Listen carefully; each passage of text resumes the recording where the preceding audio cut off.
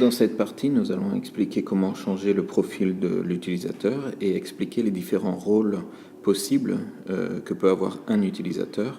Ces rôles sont généralement définis par l'administrateur du réseau. Dans le bloc administration, vous avez réglage de mon profil, modifier mon profil. Vous arrivez à une page où vous avez plusieurs sections. La première section, c'est général, avec le nom de l'utilisateur. Ensuite, vous pouvez indiquer des informations obligatoires, comme le nom, le prénom, l'adresse courriel. Vous pouvez rajouter un avatar, une image, une photo de votre profil. D'autres dossiers sont possibles aussi à rajouter dans cette partie ici. Pour chaque utilisateur, il existe plusieurs rôles qui seront définis par l'administrateur. Donc vous avez le premier rôle gestionnaire qui permet de créer des cours, de créer des catégories.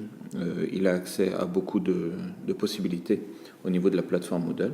Vous avez un deuxième rôle qui est le créateur de cours, qui est donné la plupart du temps aux professeurs qui veulent proposer des cours. Ensuite, il y a le profil ou le rôle enseignant. Donc chaque enseignant pourra ajouter des cours, des documents, des ressources à l'intérieur de cours qui ont été créés par le créateur de cours. Ensuite, vous avez une autre possibilité qui est enseignant non éditeur. Lui, il pourra accéder aux cours mais sans les modifier.